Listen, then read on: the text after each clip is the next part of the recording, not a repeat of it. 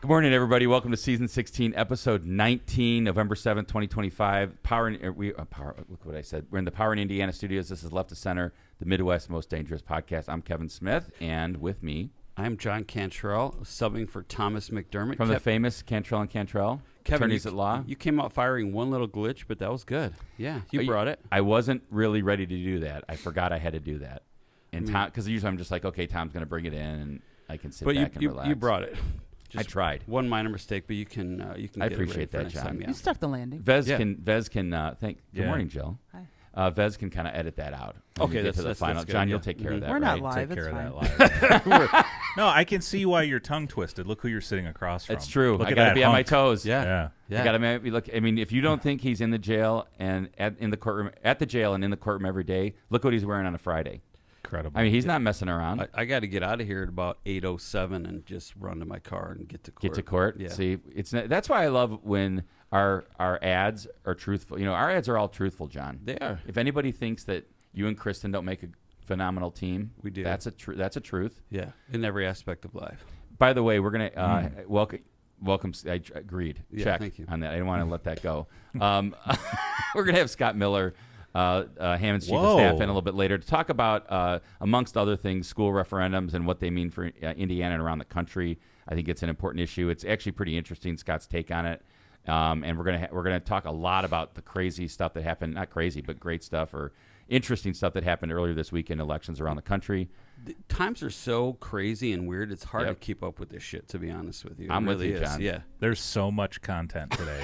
Honestly. Right. It's only getting more, like, there's so many links. There's so many things to talk about. Something that wasn't even on our script because it just happened, like recently was like this. Did you guys see this guy collapsing at the White House? Yeah, That he man is fell. dead. He is fell white. out. He fell out at in a White House press conference yesterday About Ozempic. Yes, because And the I think that's Ozempic guy collapses. Is that Yeah. the Eli What does Lilly that guy say or about what? this drug? Yeah. Anyway. This is great. So, John, why don't you Let's pull this. Are you Vez sure set the this stage wasn't here. like a targeted attack by like the Weight Watchers people trying to like say like Ozempic's dangerous? come back? Yeah. Come back to Weight Watchers. But what I think take a look at RFK. By the way, this whole thing is weird because RFK has spoken out against Ozempic. Okay. And this is like an announcement about making Ozempic affordable for All right. everyone. So set this up. We got He would Dr. never Oz in the flip back. on Dr. something. Oz is in the background. It's a weird setting anyway. Dr. Oz is there. RFK is there. It's a Trump's bunch- there. It's your classic White House press conference, bunch of old dudes, Old white dudes. old white dudes in like suits and red ties, and they're all like kissing Trump's ass. All right. So play this, John. Picture that. All right, here we go. and creating high-value jobs. But today, we... Oh. Are you okay? Gordon, you okay? Somebody named Gordon. Gordon face planted on the ground, and they're trying to all catch him and just carefully put him on the ground. Hit pause there, Dr. John. Oz, he's like, oh, Dr. Oz rushed right Dr. over. Oz has his hand under his head. He's kind of caring for him. The crazy thing is RFK. Yeah. Yeah, you might have missed that. Let's watch what RFK does. So RFK is right here on the right. Okay. Gordon, you okay?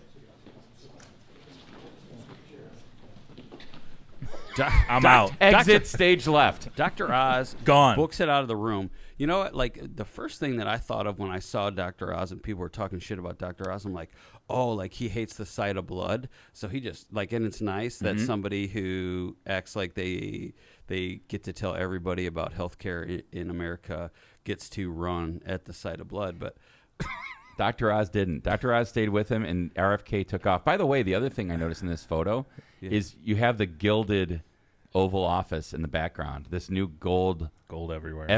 God, is Maybe it Look at her. beautiful? Look at how cheesy that is. maybe he's allergic to fake old paint. could be. That's probably real gold paint if you ask the president. But how do you discount the fact? And I don't want to make light of somebody getting sick, No. or No, passing out, not at all. But I mean, how did everybody know this isn't like the guy's Wendy Peppercorn moment where he's trying to get Dr. Oz to like give him mouth to mouth resuscitation like in the Sandlot? He didn't see. He seemed honestly sick, ill. Hope he's okay. And I'm gonna give RFK the benefit of the doubt. I'm assuming he ran to get help, right? There wasn't a seriously. doctor I agree. right next to him. Fair Yeah. enough, John. Yeah. But I'm just saying, it just appeared very. Yes, He of didn't course. run. That's for sure. Yeah. He didn't run to get help. What's He the- walked to get help. The meme with Homer Simpson where he just kind of fades into the ivy. That was kind of like RFK. And the president seemed concerned here, but there's like a bunch of photos going around with the president just kind of like standing at attention. Yeah. Everybody John, in the I know. room is giving this guy like mouth to mouth, and Trump's just standing there. Well, I don't think. I think Trump's letting the people do what The they're doctors. going to do. Yeah, but there's a Can't weird. bend over that far. John, did you see that weird photo of him just like standing there at his Yes. desk? Kind of. Do we have that or no? Yes. Okay. No. Oh, we don't. But All it's right. similar to this. So this guy's legs are up. I don't know if you can see that. Mhm. They have his legs up in the air. Is that what you're supposed to do? Get, Maybe, like, blood right? to the Must head be. maybe or something? To the organs. And yeah, the only difference in the photo everyone's talking about is Trump here is like facing the audience, just like what is happening, Right. You know, almost Annoyed. all you could interpret it that way. I don't think he was. I think they took a bad frame of him. But, Yeah. I mean, you're on the camera all the time. There's going to be some bad frames. But it also there's like a clip going around too of Obama experienced this with I'm sure someone it behind happens, him right? at a speech, And and he- Obama's reaction was totally different. Really? He was very like he helped her, like supported her while someone came and got her. So Yeah, that's interesting. I could see that. I could Yeah. totally see Obama doing that. But all right. Well, this. We had to at least play this. I do hope that guy is. Yes. He You're was right, John. I mean, great. that's- He did you not see look his good. Skin Yes, tone? yes. I hate seeing stuff like this. Honestly, But they do say, like, if you're at a tent, if you always say that at a wedding, right? If you lock your knees, Yes. don't lock your knees. You could Yeah. fall. You could fall out because it gets the blood out of your system. Yeah. So you got to be What? careful. Maybe, Yeah. like they say, like if you're standing up at a wedding, like as a groomsman, hey, don't lock your knees. Make sure you're like because you could faint. right. So I've heard for that standing too. that I've heard that for standing before. that long, If you watch wedding fainting videos, there's a lot of them. there's a lot of them. Yeah. Yeah. So remember that. Stressful Maybe he times. didn't do that. He's in the White House. He's it's probably a stressful situation. Maybe his blood sugar was low and he needed a Subway sandwich, Kevin. Yeah. If someone just tossed him a Subway sandwich up John. at the stage, yeah, What a a great transition. segue. yeah.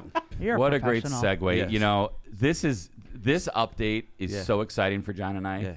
So we reported on Tuesday with Tom in the studio about the trial that was taking place in Washington, D.C. with a gentleman named Sean Dunn, an Air Force veteran and former paralegal until he got fired by Pam Bondi. He was on trial for throwing a Subway sandwich. We don't know if it's a Subway, but they're getting a lot of credit for it. Subway sandwich at a ICE officer. That at point blank range, by the way, according to the U.S. Attorney's Office. Why does that make you chuckle, John? The funniest part about it is they're like, yeah, it struck me right in my ballistic vest.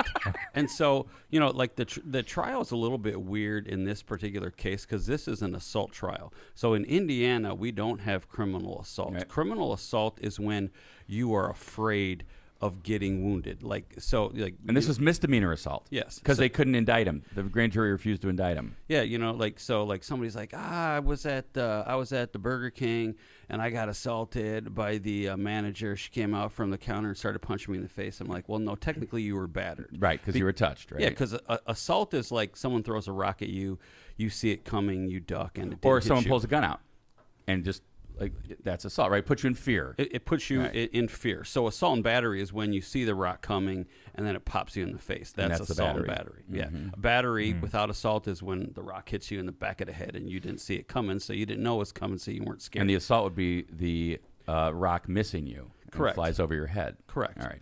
So I love So little it. law school. It's like Little law school. John's fun stuff. legal minute. Indiana doesn't have that. And if you think about it, why you wouldn't want assault on the books? Do you really want to have like an all-day trial of whether or not the person was really scared by what somebody said or what somebody did? It's stupid. Which is why the federal judge in this case even commented before the trial, like, this is going to be the most simple trial ever. And by the way, my opinion, what a waste of time. But I forgot to say, he was found not guilty. he was Vindication. He was acquitted. acquitted. He was acquitted. And, obviously he's guilty of battery because in Indiana, and this is a word to the wise, if you go up to somebody and you stick your finger in your chest and like, fuck you, I don't fucking like you, get out of here. You just If you committed touched him, you committed a battery. You committed a B misdemeanor. Assuming the person did not want you to do that because it's an unwanted If touching. it's rude, insulting, or angry, then it's a B misdemeanor. And so it's definitely a battery, but they filed it as an assault.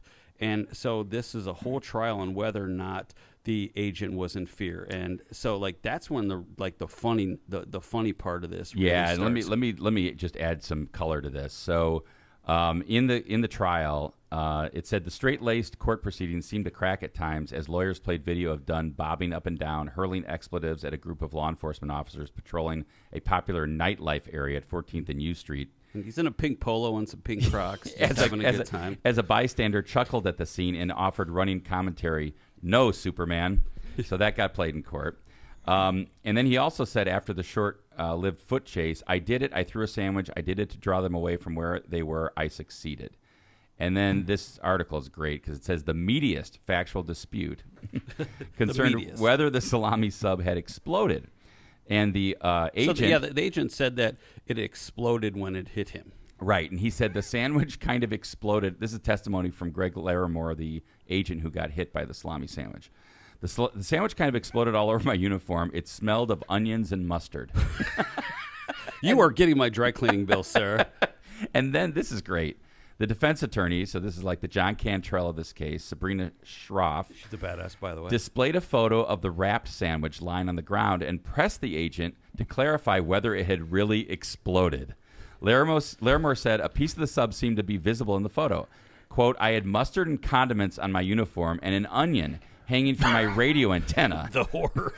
Oh, my God. And then the defense attorney questioned whether Larimore really felt threatened, because that's an element, and John's going to talk about that in a second, noting that his coworkers had given him a plush toy sandwich as a gag gift, which he displayed on his office shelf, and an insignia that he affixed on his lunchbox showing a likeness of Dunn hoisting a hoagie above the words "felony footlong." Whoa. So, John... wasn't that your street name in college? Yeah. No. So I like Kevin. I always want to make Kevin feel uncomfortable at least 3 times. felony during an footlong? episode. Was that number 1? Yeah. No, that's number 2. No, that's 1. All right. Yeah. I Can thought I- the glitch in the beginning. So, John, can you... Oh, Vez, yep. I was just gonna say, can I be honest? Like when I hear this story, when I heard what the things you were just saying, Kevin, I don't even want to be on this planet anymore. Right. Well, it's crazy. What the right? hell? And so Judge Janine is pushing, right? The U.S. Attorney of D.C., a TV judge, is now pushing this case to court. We saw her clip from the other day, and she's like fired up about it. We're going to tell him where he can put his sandwich. Yeah. Okay. To the hilt, we're going to defend. So, John, can you explain this whole reasonable apprehension of immediate bodily harm? That's the critical part of this, right? If the jury would have wanted to convict, they would have had to find that he acted forcibly and he generated fear, like this apprehension of immediate, and the catchphrase is immediate bodily harm. Good point. So the Like, jury parse had that apart, right? It's important. Every word's important. Yeah, every word's important there. So did he have this fear of bodily harm when the dude was going to throw a sandwich at him and it hit his ballistic vest? Like, can you imagine? Like, the judge was Like like him screaming, "Oh my, ah!" Yeah. So the grand jury, they asked the grand jury to indict him on a felony, and the grand jury came back as a misdemeanor. Like, No, it said no, and then I think they charged him by information with the misdemeanor. And there are a lot of federal misdemeanor cases. Like, Yeah.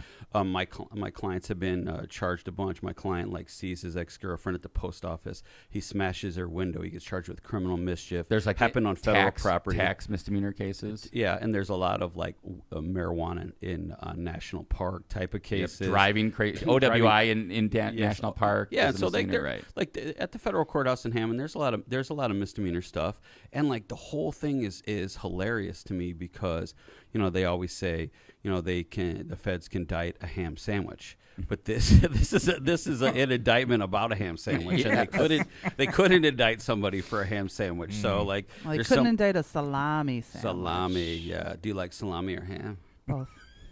Yeah, That's our title. there you go. Jill's Do you pleading- like Jill's- salami or ham? Jill's and pleading then the put fifth. dash Jill's pleading the both. fifth. Yeah. Both, John, is the answer. Give me all the cold cuts. So I thought this was great. The not guilty verdict, I think, is appropriate. And by the way, it's not just appropriate in the sense that it's like a FU to this whole what's going on with the ICE officers. I think it's also legally appropriate, John. Yes. Right? It's not like the jury was like, oh, we're not following the law. Yeah. So there's something called jury nullification, and judges always yell at me for trying to do that. I'm like, who cares? Like, this is stupid. Like, what a waste of time. You can't really argue jury nullification. Like, oh, my client's guilty, but you shouldn't convict him. because of X, Y, and Z, right? Yes. And usually you'll get an objection on that, right, John? Well, sure, you just dance around it, but I mean that's another story altogether. In the court and at the jail every day. Yeah. So this guy now is acquitted. He lost his job. He had to pay for defense, although maybe, who knows, maybe someone stepped up and helped out. Maybe. We don't know that, right? Yeah. What was his job? He was a paralegal at some federal DOJ or somewhere He had a like government that. job. So he didn't lose his job because He did of lose this. his job. Yes. Oh, I thought you said Pam he lost Bondi his job fired before. him. No. Oh, okay. As a result of this crime, the alleged crime, he got fired. Wow. Do you think he'll have recourse there? I think he's going to get hired by Somebody will hire some him. Democrat-leaning law firm that likes him. He and could start a loves his energy. podcast. He Yeah. could. That's typically what people. Maybe he could review sandwiches. Yeah, sure. Smith Sersick, are you hiring? He could be the new Jared. Like Jared's out of a Yeah, job you know right what? You're now. right. Yeah. If Subway was like Uh-huh. that far, like Yes. and like very well, but then you're pissing off all the Trumpers. But I mean, restaurants usually don't like to get in the middle of politics. If it's Subway, the bread is really soft and tender. True, and true. so like that wouldn't hurt anybody. and you could just replay it in slow mo, Yeah. like this, how soft it hit the ice, bulletproof vest. Was it a gas station sub? Because those can hurt you. Because those are in the depends if you- refrigerator. The bread's hard. Get it's one all of those different. Italian Yeah. breads. Yeah. Jeff Riddle said, "If the wrapper doesn't split, you must acquit." Yeah. I love Wow. Chad. Thank you, Chad. Yeah. That's really good. It's a good one. If the wrapper doesn't split, you must acquit. Also, we had one. We were trying to have somebody name the sandwich, and they said it'd be Yeah. like this. The combo would be, a salami sandwich, chips, but no ice on your drink. So I thought that was good. There's all kinds of slogans to be had there. Yeah. So I think you want to do some ads, and we'll come back. Yeah, and let's we're do that. gonna talk about what happened Tuesday all around the country in these elections, and kind of give some commentary about that. So Crazy. ready to want me to start off? Yeah, Kevin, All you right. got the radio. I'm not used to voice. going first. Power in Indiana, Lake County Studios. That's number 2? That's what Janice said. Yeah. Power in Indiana, Lake County, our premier and studio sponsor. Power in Indiana, Lake County is your source for the region's most Number two. trusted Mean. electricians. Let me say it again. Power. Go ahead. Pow. Sorry, bro. At Power in Indiana, Lake County, we set the standard for excellence in electrical work at IBEW Local 697. Electrical contractors, we ensure safety, reliability, and quality for Northwest Indiana corporations, businesses, and homes alike.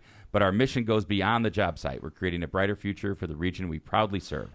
Power in Indiana, Lake County, bringing excellence to the job, creating a brighter future for our community. Find the right electrical contractor at powerindiana.org. Pow. Calumet Brewing. It's not about the miles you ran, the perfect score, or even the final victory. It's about the joy in the journey. The high fives after a friendly game, the feeling of accomplishment, the shared laughter. Excuse me. The moment that's worth toasting. Salami sandwich. No, it's coffee. Cal Brew is getting their money back today. Yeah. With only 25 calories and 2.6 carbs, Michelob Ultra is the refreshing, crisp reward that makes the moment better. Michelob Ultra is only worth it if you enjoy it. Head over to Cal Brew or Michelob Ultra websites and social media pages for more information on this great family of beers. Enjoy the Michelob Ultra lifestyle with beers and cheers responsibly. Tortillas Nueva Leon is the gold standard in Mexican cuisine across the Midwest. Look for Tortillas Nueva Leon's popular red and white label at your local grocery store and enjoy quality Mexican products made with local expertise. Tortillas Nuevo León, hechas con amor, para ti y tu familia de todo corazón. Tortillas Nuevo León, hechas con amor, para ti y tu familia de todo corazón. Misprint Printing. Elevate your brand with Misprint, the premier printing and sign solution in Chicagoland and Northwest Indiana with a 30-year legacy of excellence. Their experienced team, led by Rick Baltonsberger, combines innovation and technology to deliver top-quality signs and printing, always on time and within budget, conveniently located in Munster and Hammond. Misprint is your partner for creating impactful visual solutions that leave a lasting impression. Visit them at misprintusa.com to bring your vision to life today. I should mention, by the way, because I was talking to Rick Baltenberger, and he said, listen, I know we're just located in Munster and Hammond, but we can literally do printing all around the state, all around the Midwest. We can ship, whatever. So visit misprintusa.com and get your printing needs satisfied by Misprint. Yeah, he's doing our sign up right now on our new office. So There you it's go. Exciting. Nice. MCR Partners. MCR Partners is your one-stop destination for top niche expertise in economic development, finance, and planning. With a dedicated team geared up to tackle your projects head-on, they're your go-to comprehensive solution providers. Dive into the world of economic development with MCR Partners and let them guide you through the maze of opportunity. Stay in the loop, connected by hitting up their website at mcrpartnersllc.com, or for tailored assistance, don't hesitate to reach out to the godfather of booty, Matt Reardon, at 219-741-9511. If you're bored, text them. He likes that too. Him and his wife are really awesome people, and you should use him because he's a closer. Thanks to our sponsors, including our studio sponsor, Power in Indiana Lake County.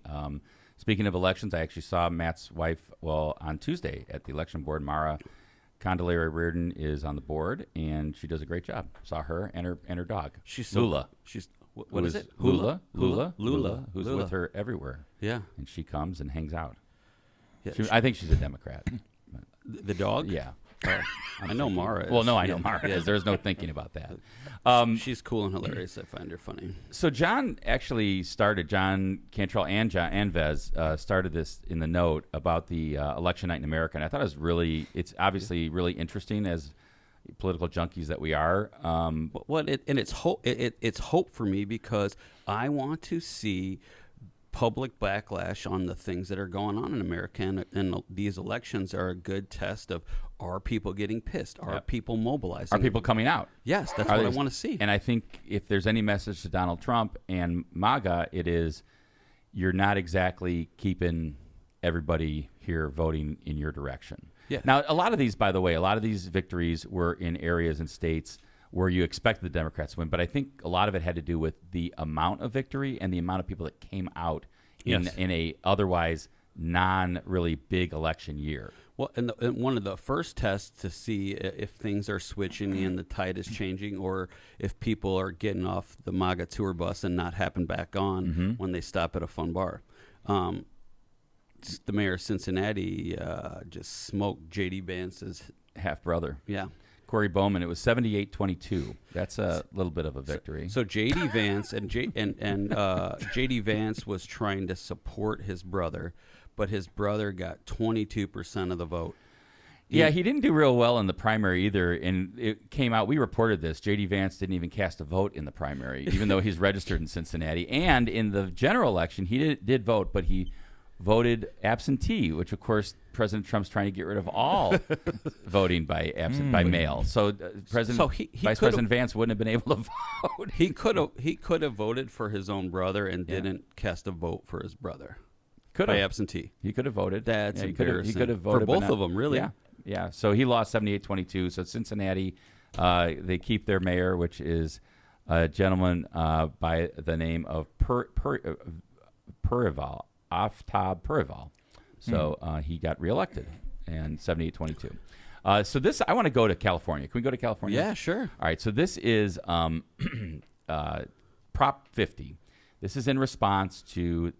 So let's back up. We've talked about this a lot. The mayor has talked about this redistricting around the country and how it's been reactionary to what has happened in Texas, Missouri, and then in North Carolina. And then California said, you know what? Because we have an independent.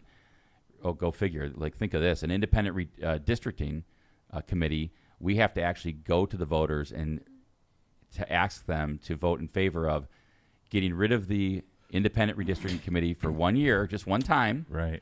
And see what happens. And I think it won about 66-33, if I'm not mistaken. It was like 2-1.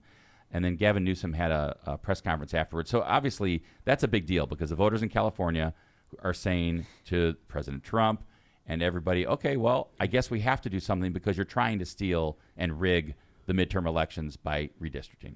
Yeah, absolutely. And he hired some kind of outfit or some kind of team that says, I want to be president, make me president. You know, he's doing everything right. And he's like even has people like working on every detail because everything that this dude does is like, perfect. Yeah, and like he's got that X account, or it's probably on Instagram and everywhere else. It's like Gavin Newsom's press whatever. It's press like office, and it's just like makes fun of Trump constantly. So I think the one thing I heard from the on election night from Ken Martin, who's the DNC chair. I don't know much about him, but I'm starting to learn a little bit more.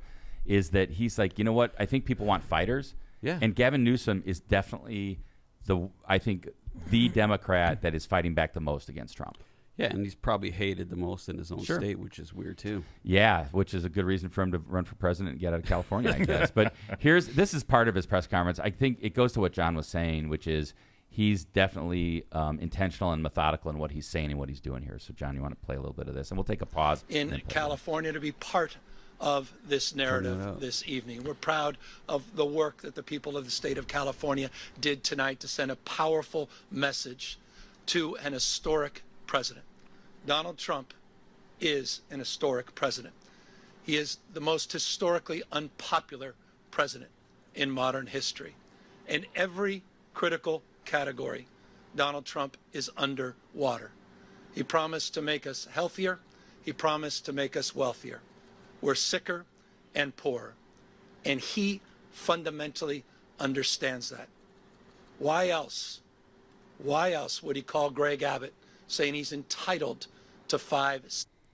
And then what was 5915? Yeah, 5915, he starts talking a little bit about what's going on around the country. And that was actually, just real quick before we play that, John, it was interesting how he said about like that he calls Greg Abbott and he says he's entitled to these seats. And then he goes on and talks about North Carolina and Missouri. And then here we go right here talking more about redistricting. Are naive. This is a pattern. This is a practice. Donald Trump's efforts to rig the midterm election continue to this day.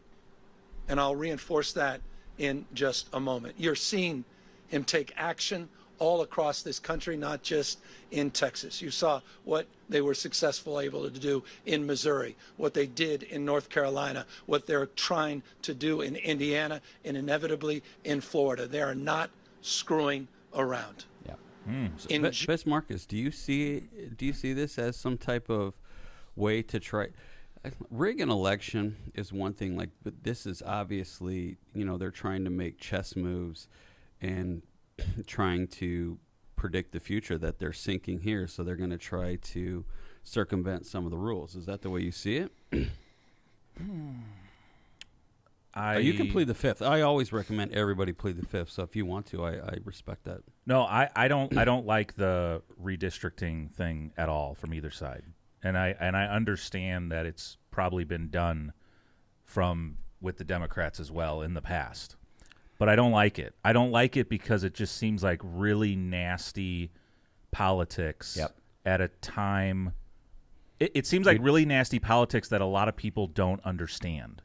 That's what really bothers me. And I think they just want like help right now. Like nothing's working for them. They don't have a shot. They don't feel like they have a shot. And you feel like everybody like in power is just playing these chess games and they're that ignoring, people don't get or don't get or don't care about. Yeah. In the sense that we just need help. Yes, I think is what John's I don't saying. like it. And by the way, that's. I was really pissed off last night, and I don't know if you noticed in the script. I mean, yes, I was just. We're going to let you get to that. No, we don't even have to get to it all. No, today. I want to. Okay, but I think that's a big reason why we saw this blue wave.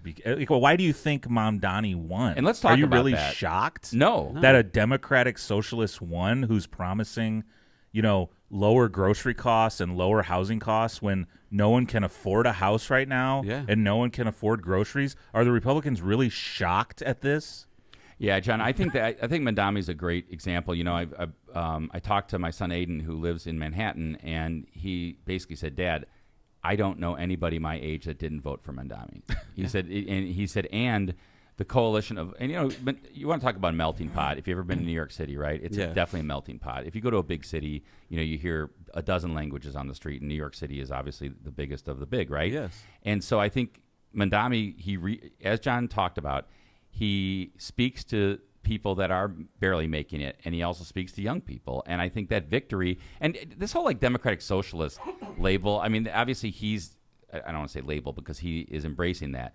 A couple things I learned about, just was reading, Dave Dinkins, we all remember Mayor Dinkins. Yes. He was a Democratic Socialist. I didn't know that. So, because somebody questioned Mamdani, like, you're going to be the first Democratic Socialist. He's like, no, actually, Dave Dinkins was a Democratic Socialist. Oh, Bernie wow. Sanders, I would say in a lot of respects is a socialist. For sure. Yeah, and for so sure he is. I mean, I'm not, right? But at the same time, I get what I get what they're saying. If you asked 100 people on the street what a socialist is, I don't think people, they'd be like, oh, it's a communist. Oh, all right, what's a communist? Now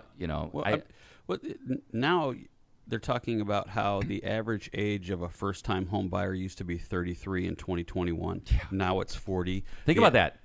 4 years. Yes, 4 years, and it's gone up 7 years. The average price of a new car is over 50 G's now. First time ever. That is astonishing to me. Yeah, so that's why wouldn't you think people are going to vote for a guy that says, I'm going to try to make buses free and I'm going to try to help and get child care for everybody. Now, don't get me wrong, right? These are all campaign promises. You have to govern now. Yeah. We're going to see. There's a lot of people that are like, I'm going to move out of New York. I mean, really? Are you going to move out of New York? No. And so let's just see how he governs. They're not moving to New Jersey. New Yorkers are not moving. Think so. Maybe Connecticut. I don't think you're moving out of New York City. The bridge and tunnel crowd is, they like to take transportation to New York City, but they don't want to leave there. No, I think if you're there, you're there because you like it. What does this tell us? That young people and mobilizing them and getting them to vote is huge. Not good for the Republican Party. Yes, and now everybody's pissed at you. Big business. The rich keep getting richer, and the average human being is fucking suffering. And let's talk about that, John, because you also put in the notes of the Colorado vote. There was a referendum in Colorado, and it passed 59 to 40, so 60-40, where they're going to increase taxes on households earning at least $300,000, and to shore up funding for free school meals for all public school children, provide raises for school meal staff, and support school district efforts to buy locally sourced food. Any leftover funding will go towards new state costs for administrating the SNAP program. And they voted, so 60-40 voted. It basically means anybody earning over $300,000 are going to owe an additional $327 in taxes. Good for you, Colorado. Yeah, bravo. Well, and by the way, this is in a way is a means of socialism. It's also kind of a spreading of the wealth, trying to say to the income gap, we're going to try to lessen this income gap by helping people. I mean, it's fundamentally an issue of, do you believe government's there to help people or not? Well, don't label it as socialism. I mean, it's like, you go in there and be like, hey, do you want kids to have food? Yes. Right. Yes, I don't think they labeled it as socialism. No, but I mean, I don't want people, that has a negative, that's negative connotations in modern society. But, we just want everybody to have some, and there's nothing wrong with that. And it's also saying to, instead of putting it on the tax and on everyone's taxes, it's saying, hey, you guys are doing pretty good here in Colorado. I hope you don't mind putting in another $300 to help people, help kids get free lunch. Yeah. I mean, Tom mentioned last Tuesday, right? Yeah. Mayor Tom was here saying he was one of those kids in California that said, I had to come every day and I had my ticket for my reduced lunch. Scott Miller's in the house. He's going to come sit down here. What a perfect topic for Scott to jump Scott Miller. Yeah, and you know what? I got to roll, so this is good. All right, you got to go right now? Okay, all right. It's 8:07. All right, John's got to go. Come on over to John's seat, Scott, so you can get over here and. Wow, what a star-studded show! That's right. When Mayor Tom is gone, we have to, busy doing other things. We have to make sure we bring it because otherwise it'd just be me, you, and Jill, John. I don't know who's going to listen to that. Good morning, Scott. Hey, good morning. Scott Miller, Chief of Staff with City Hammond in the house. You're going to help us read some ads. Wonderful. All right, over there, that pile. All right, Jill, you want to start us? Byway Brewing is a family-friendly microbrewery with a spacious tap room and outdoor patio serving its award-winning craft beer, a chef-driven food menu, and craft cocktails on draft. Their brewing equipment and production facility offer a unique backdrop for events like bridal showers, reunions, or corporate parties. With their new food truck, they can cater to your corporate and private events off-site, just off 8094th at Kennedy Avenue South exit. Discover more at bywaybrewing.beer. He's laser-focused, Scott. He can't be... Oh, you do the second one. I'm doing the second one. Sorry, Scott. Kuklakis Law. Are you finding legal challenges and don't know where to turn? Look no further than Kuklakis Law, your trusted source for legal advice in Indiana and Illinois. Do you need representation, buying or selling real estate? Call Kuklakis Law. Do you need help forming your business? Call Kuklakis Law.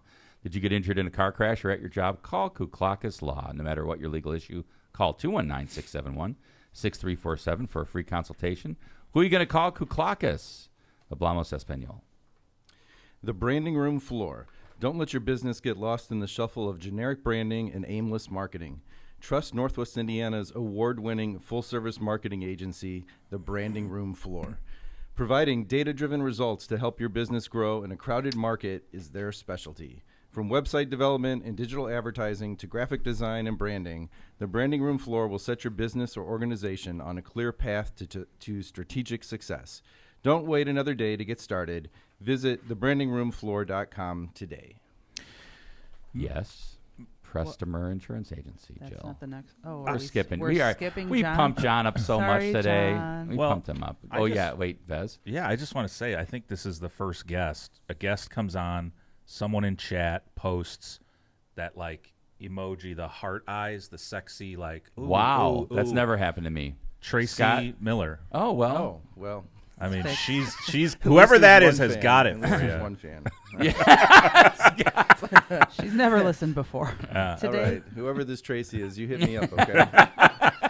slide into those DMs. I don't want to get into that comment with Scott. But Oh, go boy. ahead. Go Hey, ahead. for decades, the Ron J. Customer Insurance Agency has been located right on Indianapolis Boulevard, serving all of your insurance needs. The Customer Agency specializes in a wide range of insurance products and services, including auto, home, business life, and much more. The Customer Agency serves thousands of people and businesses throughout Chicagoland and the Midwest. Call Ron or Ronnie today at 219-844-0103. They're here to protect what matters most to you. Thanks to our sponsors, including our studio sponsor, Power in Indiana Lake County. Scott Miller in the house. Scott, Yeah. Hey, good morning, Kevin. got your Metallica shirt on? I Let's do. talk do. about it. Look at him. Whiskey in the right. jar. That's Yeah. right. That's right. And you've got Supporting my chat. favorite band. Light. That's right. Like, Kevin, Best we've band done in all the land. 400 episodes, and I don't think Jana has once posted, like, the heart. That assumes that she's listening. I mean, obviously Jana not. does. Jana does tell me that she gets caught up on her trips to Ohio when she goes and sees her mom. Okay. So that's her That's thing. a She lie. listens in the car. I mean, I've never been in the car when she's listening. You're right, John, but she says she does that. When she's fleeing the state. Yes, getting away from me. That's when she listens. Well, the key probably is, does she say, did Tom go off today? You know, just Yeah, so we right. mark every time. Right. That's right. Scott, I'm excited to have you in. I think last time we had you in the studio, you were Wow. still superintendent. That was the case. That was a rough time. The School City Hammond had lost our referendum, and we were going through the pains of having to lay off 272 people, close 3 schools, and it was a pretty brutal time. You look so much happier now. You got your Metallica shirt do. You on. have You like got a a friendship glow. bracelet. Look at Yeah. that. Is that who? Yeah. What do you have got a on your wrist nice there? Hope made the bracelet for me. My daughter Hope, she's 11, And and you got to she wear made it that for me. Yep. I love it. All Yep. right. So the good thing is we have a happier, healthier, That's right. and Metallica laden Scott Miller in the house. That's right. So we I'm sure you heard a little bit before you came in, Scott. We were talking about kind of what happened on Tuesday in the elections and some of the things we didn't talk about. And I don't want to run through them deeply, but for example, Kansas Republicans didn't have the vote for redistricting. You saw what happened in Georgia, like the change between some of these counties. Cobb County I'm went gonna from throw this up. Yeah, throw this up, John. This is It's a great graphic. So Cobb, Like, how do you make these numbers back if you're? Oh my God! is Come on, Matt man. Reardon just going to visit every day? The Godfather of booty. Do I have to take Mara's lunch to her again today? Is it the dog's lunch? There you go. Do you need anything? You want to? Do you need anything? You want to on? come on in? You want to come on in? We're talking about Redistricting. Atlanta and- Metro going hardcore back to blue. All right. Well, so this is what we're showing this graphic Wild. up, which is crazy. All right, come on, Matt Reardon, Yeah. MCR Partners. What's up, bro? How you doing, Matt? This graphic is crazy. So just real quick, Cobb County went Harris plus 15. On Tuesday, it went D plus 45. Gwinnett County went Harris plus 16. On Tuesday, it went D plus 46. Fayette County went Trump plus 3. On Tuesday, it went D plus 10. And then another one, Paulding County, really rural. Trump was plus 24%. It went D plus 1. So there you go. These are Tuesday's results. Like, Yeah, I mean, and so holy- I was going to ask Scott. I was going to just say, like, in general, I mean, Scott's kind of, I don't want to say you're new to politics, but you're kind of new to city government, right? For the last year and a half. I mean, and you're an American. Yes. So tell me, what's your take on what happened Tuesday? I want to get your opinion too.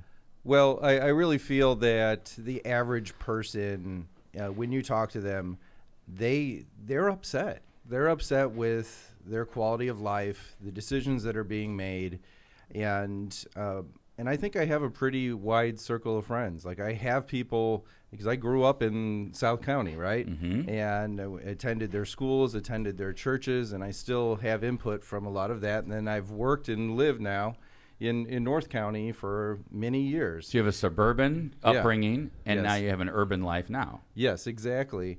Yeah, and even my friends in suburbia don't love the direction of the way things are going. Yeah, and they would probably identify as conservative, but because of, frankly, things happening in the White House, they are not in support of it. Yeah, they're I not. think that's what we're seeing. And I think that's what we're seeing is that you have people. You're always going to have people that are just always going to vote Democrat, always going to vote Republican. But then there's a lot in the middle that kind of swing between what's really better for either me or my community. We saw in 2024, Trump again tapped into, eggs are $8, but eggs are, did eggs really go down that much? I mean, Matt, what's your take on Tuesday? People got sick of that shit. Yeah. Pretty straightforward. People got sick of the shit. That could also and that's be, our show. I was going to say, that could also be the title of our show. After a point in time, you can get beyond the rhetoric and the people that go vote straight ticket, for whatever reason. Mm-hmm. At some point, people are going to go, I'm really tired of that. And who's to blame? And I'm blaming these people. And you can't continue to promise people success and then literally throw bags of shit at them. You just can't do it. I mean, at some point, there is a breaking point. And I think you saw some of that on Tuesday, some of it. I mean, hopefully more to come. The stuff in New York was, not wholly unexpected for a lot of reasons. I mean, you had, a guy who is sort of a convicted felon for, Cuomo. public corruption, and then a guy in a beret, and then the other guy, and there's that dude, and then you got a 35-year-old guy who's Muslim who can speak. Yep. And it's like, all right, I said this. New York has a long history of they're tough people. Yeah. And if we bucking the trend too, and bucking trends. But if we saw one thing, when they get sick of somebody, they run them out of town. They ran Trump out of town. Yep. And if they get sick of him, he doesn't do the job, they'll run him out of town. Eric Adams ran him out of town. Yeah, There's some great Eric Adams quotes, by the way. I'm not worried about New York City. I think they're going to be fine. They're resilient people. I'm interested to see that. But across the spectrum, when you see places like Georgia, it's like maybe people are just, it's been a long time since you've heard the Trump trope in 2016. Well, John, I know you mentioned that you went on a little bit of a rant, and I want to give you an opportunity to kind of talk from your perspective about what you see about like what Trump's promising versus the reality. Yeah, in the Mondami thing, in a weird way, Mondami is promising the same things Trump did and didn't deliver on. I mean, it sounds crazy, but Trump promised us the golden age. It's all the things essentially Mamdani is saying. And here's what we got. We got no one can afford a house. Car price, that new car price, first time ever, over $50,000. Groceries are insane. We got great Gatsby parties. Utilities. Golden ballrooms. $40 billion for Argentina. Yeah. Blank checks still for Ukraine and Israel. Money for regime change in Venezuela. The list goes on and on. Nothing. The MAGA principle. Nothing. And then the worst part of it is we get tweets like this. Yeah, read this, John. This is great. This is unbelievable. Only if you do it in the voice, John. So at first I read this tweet and I was like, wow, am I wrong? Am I wrong about grocery prices? Okay, so Trump tweets, Walmart just... I can't do the Trump voice. I don't know. How do you say Walmart in the Trump voice? Neither did he. Walmart just announced that prices for a Thanksgiving dinner is now down 25% since sleepy, crooked Joe Biden in 2024. There. Affordability is a Republican stronghold. Hopefully, Republicans will use this irrefutable fact. That's from Trump. Okay. Trump tweeted that. And because the Walmart CEO came out and said, he had his tweet, and he was like, prices are down like 25%. But here's the reality. So people started looking into this. And it's like everything is so messed up. So here's the missing context. This has got community noted on Twitter. It was so bad. Boy. This year's Thanksgiving meal from Walmart, their list, is missing 6 so there were 15 items on this list this year. Last year had 21 items. So they've removed 30% of the items. Go figure, it went down 25%. And last year, most of the items were brand name. This year, they're all great value. So if you do the math, it actually costs like 5% more this year. If you were Thank you, President. Well Thank played. you, Mr. President. Well played. Are you saying Mr. he lied to President. us? Nicely done. Scott, I want to ask Scott a question because we were talking about this yesterday, and John, you brought up the housing. Scott, you have like a real world. I mean, you got a bunch of kids. I do have a bunch of kids, and some of them are in their 20s. My son Jordan, his wife Raina, live up in Madison, Wisconsin, and great community. You know, That's a good they are town. currently, basically, they're having to live in the basement of her grandparents because the housing up in Madison is just so outrageous. If you go on Realtor.com right now, you will see. For $250,000 gets you about a 700 square foot 1-bedroom house. Give that again. For $250,000, 700 square feet in Madison. Wow. And if you're looking at something even like around 1,200 square feet, you're around $375,000 to $400,000 in the greater Madison area. And that's why the average age of a homeowner has gone up from 33 to 40 in 4 years. It's crazy. And this is I want to play this. This is the day of or the day after the elections. This is, again, just to my I'm pleased to report that today the United States has the strongest economy, the strongest borders, the strongest military, the strongest friendships, and the strongest spirit of any nation anywhere. We have the greatest economy right now. A lot of people don't see that. What is going on? Like the greatest economy for who? Yeah. Tone deaf. This is exactly why I remember, I think I've told this story before, right before the election, the presidential election. I'm in the car with Phil. And Phil's like, John, why are you so confident that Trump is going to just destroy Harris? And I said, because people can't keep their nose above the water.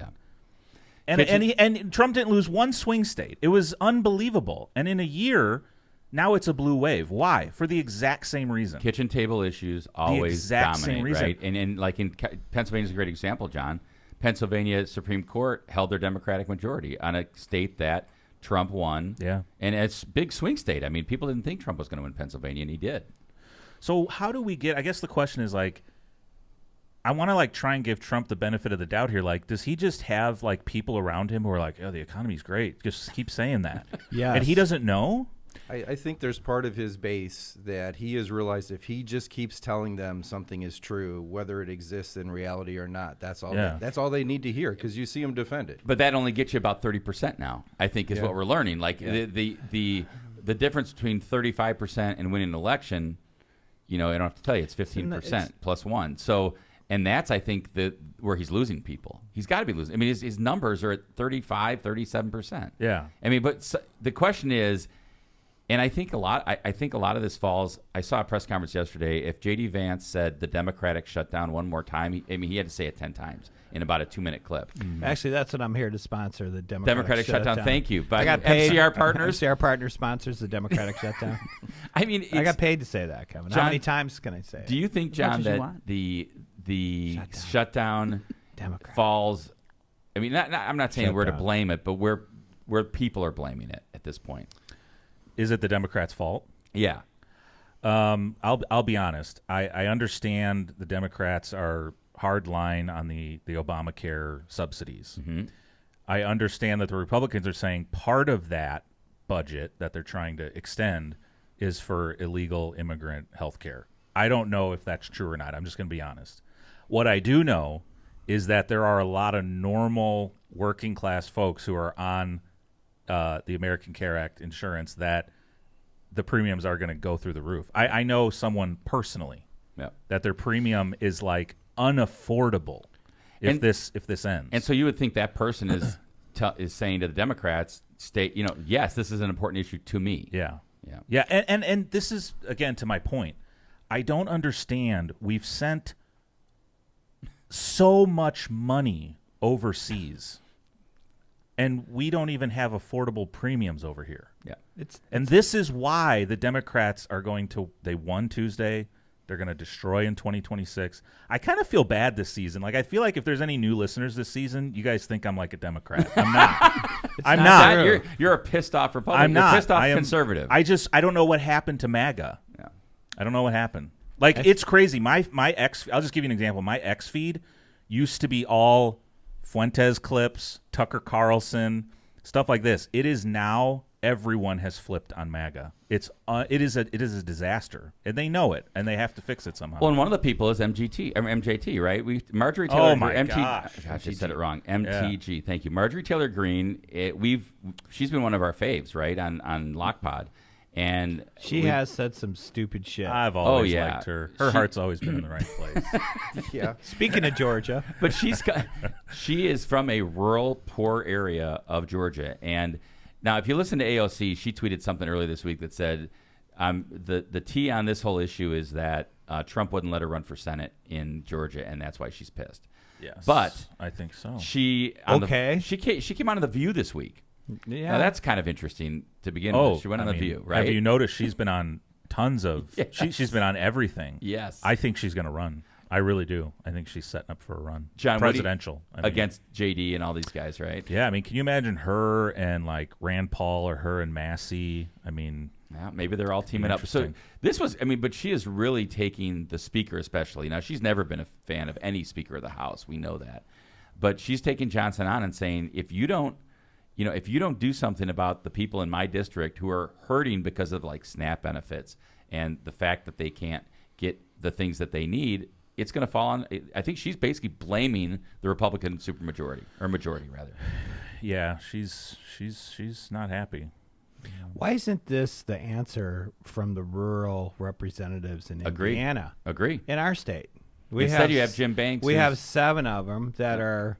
Well, we're going to go along to get along. Hey, they have the same responsibility. To rural Indiana. I don't understand. I brought this up on social media a lot of times, and I said, how do these people get to this? They get elevated to this level, and they're in Congress, and they got where they got, and they're educated, or whatever their education or experience is, and they got there, and then they change their tune once they're in there because they want to hold on to power, and they're subservient, right? But they're subservient to this to specifically one person, Trump, because they don't want to lose their seat. They don't want to be primary. And I'm like, but if you got that far, I mean, do you have any pride, personal pride as a woman or a man that you're like, I got here on my own steam. Why am I subservient to this? You can follow the party line, but you don't have to follow the party into the bathroom. Because they're afraid of being primary. They're afraid of losing their power. And that ultimately is their identity. Yeah, that's their identity. They've now become important. That's their identity. Scott's right. That's their identity now, right? I think there's a lot of blackmail too, personally. It has to John. be something else, man. It can't just be this. It's like, and then what, dude? It's like, what did you do that's that bad compared to the guy in the White House who's fending off this pedophilia extravaganza waiting to explode? I mean, what? Yeah, that's the other thing. We got no Epstein files, but Marjorie Taylor Greene wants them. Marjorie Taylor Greene's all over that. She's like, you know what? If I she said, why wouldn't you? She said, I'm going to stand on the floor on the dais in Congress. I'm going to read every name on that list. Why wouldn't you just? Well, who's stopping this from being released? According to MTG, men in power. Okay, and then what's going to happen if somebody does? Like, what are they going to do to you? Who knows? When are Democrats going to figure out how to operate like the GOP, like MAGA and Trump do? Which is, I'm going to do it anyway. What are you going to do to stop me? Starting to. What are you going to do to stop me? And then even if you try to stop me, then what happens? Okay, what are you going to do? So speaking let me ask John this question. Like, do you think, John, and not necessarily for yourself, but for some of the MAGA really pro-Trump, that if the Epstein files came out and it did show that he had sexual relations with 14-year-old girls, do you think it would really, like, that would be the final straw? They would be like, okay, we're done with this. Or would there be a devastating? Really? Do you think they'd be rationalizing it away? Yeah, no, I think it'd be devastating. But I don't think he's listed in that way in the files personally. Okay. I think maybe he's just trying to protect other people. For what? Didn't So what's that somebody's worth? biographer come out and say there was pictures? That bro, I didn't see that. That bro isn't I'll doing find it. anything out of the kindness of it. It's what is the payday? Yeah. I mean, it's pretty easy to see how he's wired. But Let's switch gears because one of the things I was excited to have Scott on about is that he's got this background in education, and I want to talk about what is going on in Indiana and in other places, especially in Indiana though now with this Senate bill, which is going to just literally cut the hell out of funding to schools. And we saw this week both in Lake Central School District, which is basically Dyer, St. John, and Schererville, and then Hanover Township School District, which is basically Cedar Lake and part of St. John.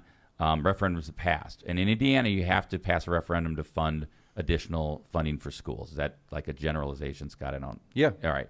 So tell us, kind of as a former superintendent and as a person who still follows education, I know you just got your PhD, or is that? I'm done with the courses. Right, Still fair working enough. on the dissertation. Dr. Miller. All right. So No. what?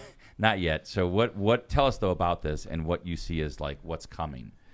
Yeah, I think what you're going to see. I actually just had lunch with the superintendent yesterday, and the Superintendent Association is predicting that next year that there'll be this year there were 6 school districts that went for referendum in Indiana. That next year there'll be over 100 because of That's mind-boggling. because of Senate Bill, the impact of Senate Enrolled Act 1 and what it's going to mean. We saw it this week in Crown Point. Their superintendent came out and announced the canceling of their birth to pre-K program. It was Where at? in Crown Point. In Crown Point. In Crown Point. Wow. Yes. Yeah, and it's gotten some social media trend in that community, and people are upset. But he is flat out attributing it to SEA 1. So that falls in the lap of our governor. And, the governor, the Grinch who stole Christmas, he has now decided that this is the policy, right? The policy is I'm going to try to fool the people that live in Indiana by saying I'm going to give you $300 off your property tax bill. I'm going to give a gift to every business in Indiana by getting rid of the business personal property tax. And I am going to, and as a result of that, schools are not going to be funded enough. Or they're going to have to tighten their belts so much that they're going to have to lose teachers, lose programs, potentially close down schools unless they go to referendum, which, by the way, means more taxes on the residents. So guess what? If you want to keep your school city or your school town or your school corporation as it is and keep all those teachers employed and keep those programs, you're going to pay more taxes. So the $300, it's a bait and switch. The $300 that Governor Braun just gave you is going to go right back out of your pocket because you're going to pay more taxes for your schools. And it does nothing. Does nothing. Can you think of one person who today, right now, $300 is going to change my life. Thank you so much. And I would love to see what Braun. the tax bill on BP or Lilly or Cummins if you really wanted to know, I could tell you.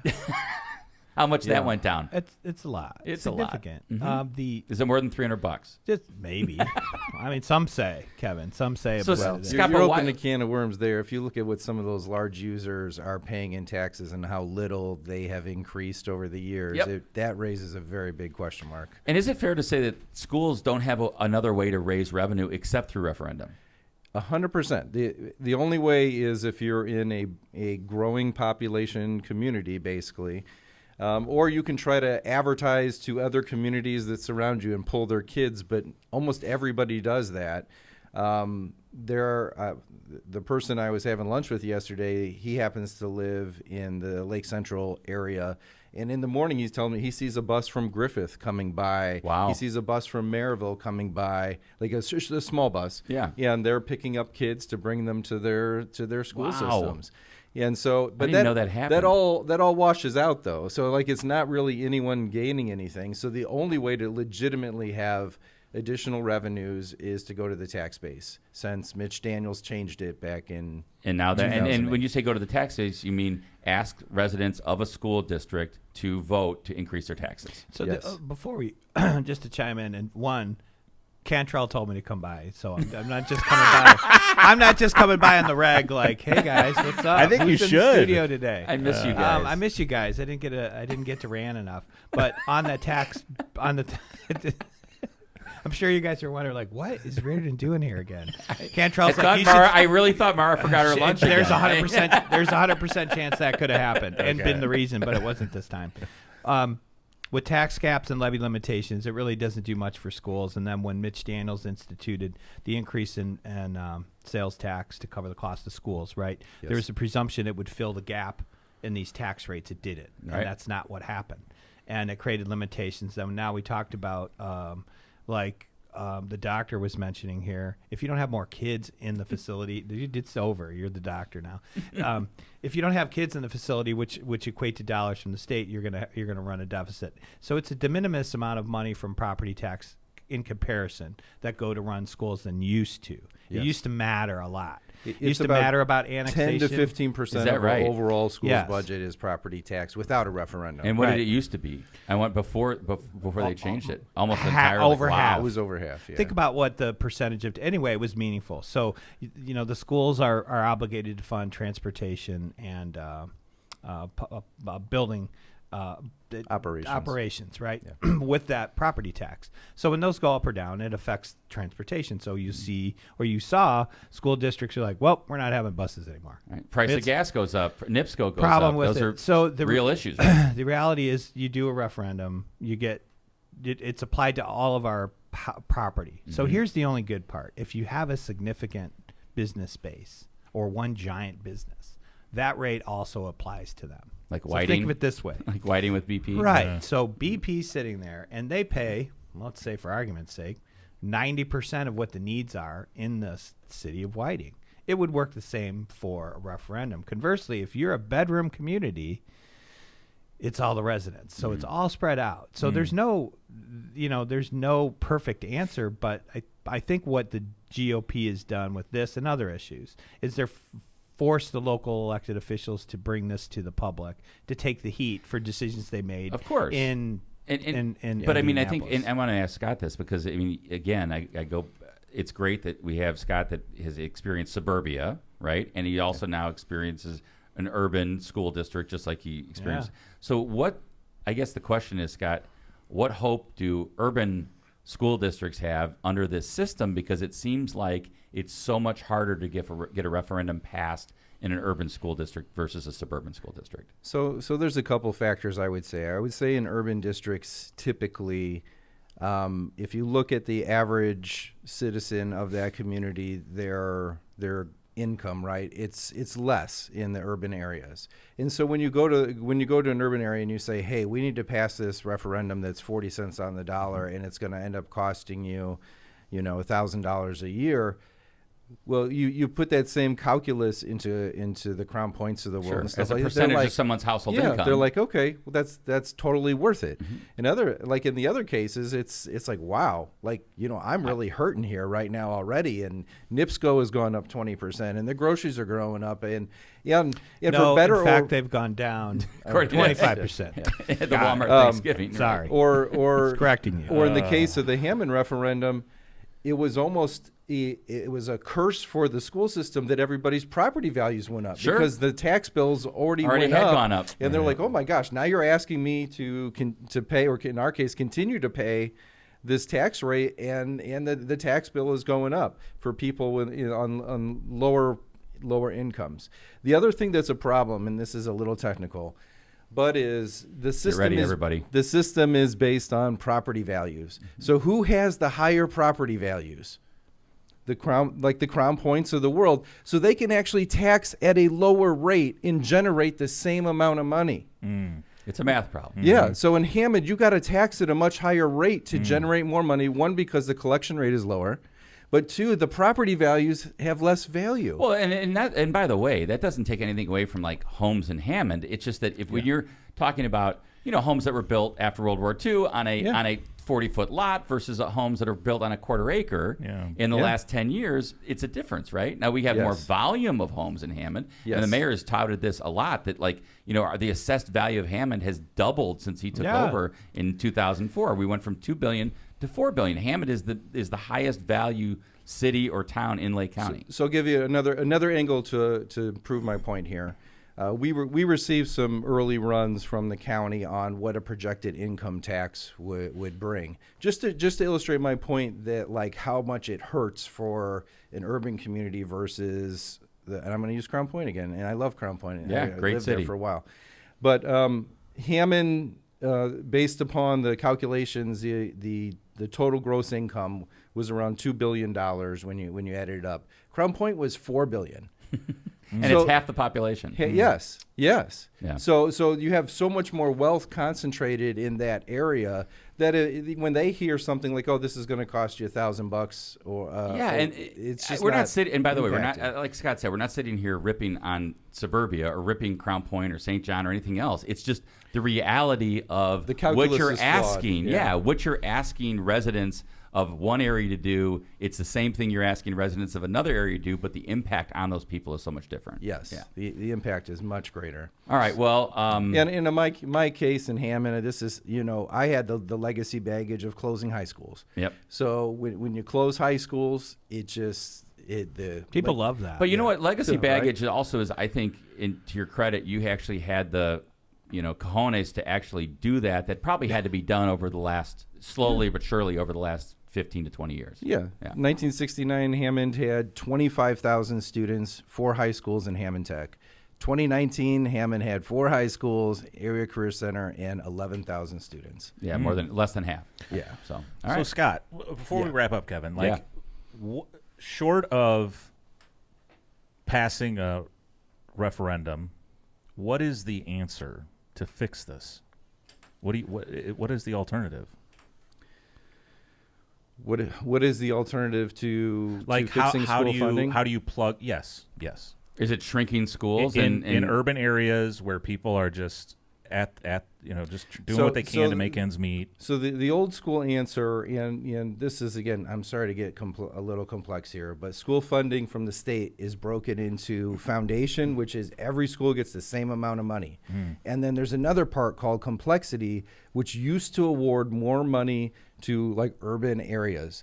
And what they have done year by year is increase the foundation so that the Carmels of the world get more money and decrease the complexity portion so the Hammonds of the world get less. So the legislature's made a conscious decision to stick it to urban. To basically It's like say Franciscan of the school system. The argument is, well, we have to treat everybody the same. Like that, it's a sameness argument. And so to be fair, we increase the amount that everyone gets. So it sounds logical on its face. Right. Oh, But in practice, but in practical matters, it no, hurts it costs kids that are in. It costs more to educate in urban centers, and anybody who wants to open a book can figure that out. And I know what you're talking about, Scott. It just costs more. There's more challenges for the student to get there, and that's when people from the suburban areas start going, well, if they just took care of their kids and fed them more and got them to school, it'd be great. I used to say this: people were worried about more if they're not worried about what their kids are learning in school. They're worried about getting their kids to school safely, which is a difference. Yeah, than big a difference. kid from Crown Town, where I grew up. It's like I can walk to school. It's not a big deal. And then you get to an urbanized area, not to knock on Hammond or Gary or Chicago, but it's different. It is different. And there's a change. But you're right on. Well, Scott, I want to thank you for coming in. Hey, always we a pleasure. appreciate the expertise. I mean, it's not every day we get to have somebody in here that has that kind of expertise from. When do we get to officially call you Dr. Miller? Can we do it now? No, please No, all don't. right, That's all right. disrespectful Dr. to the Scott. people who've actually finished the process. All right, so he's not there Hey, yet. man, we got it. But you'll let us know. Kevin has a history of I jumping know the we're gun, wrapping hear. up. We got to mention 1 second. All right, $1 trillion let's Elon Musk. $1 trillion John, Musk. what is your take on that? So, okay, yesterday, briefly, right? Yesterday, Tesla announced a potential $1 trillion 10-year package of compensation for Elon Musk. Yes. Vez? And it's not salary. It's all based on earnings. But still, the GDP of Canada is $2 trillion. Yep. Yeah, it is wild. Half of Canada. Because when you read about it, the stock shares have to go up like 400% in order for him to be the world's first trillionaire. Yeah. No. Wild times, man. Wild time. And by the way, that's actually a whole other topic, but it goes into why I think the blue wave happened too. Is a lot of people think the first year of MAGA right now is just benefiting the tech bros and certain stuff. families. So real quick, again, thanks, Scott, for coming in. Appreciate you being here. Sorry for Chief jumping of in Staff. on you, Scott. We're all It's good. all good. Matt Reardon, MCR Partners Straggled in the house. in. Thank you to Johnny Law, who came in from Cantrell and helped us get through the first half. course, we miss Mayor Tom, our locomotive, but we Where try is to he? do our Is he, best. He is just, he's busy. He's He's doing busy. stuff? I did check in with him this He's morning. busy, His yes. flight did not get canceled, All right. thankfully. He's You know, busy. I'm good. So thank you, Vez. Great production. Thank you, Thanks. Jill. We appreciate you always. And I just want to mention, Tuesday we are not going to have a show. We're going to enjoy Veterans Day. So enjoy taking the day off. So no Tuesday show. We'll be back next Friday. November, I don't know what November date that is, the 14th or something. So we'll be back then. So thanks, everybody. Thanks to our listeners. Thanks for watching LockPod, listening to LockPod, supporting our sponsors, and being LockPodders. So we are out on Season 16, Episode 19.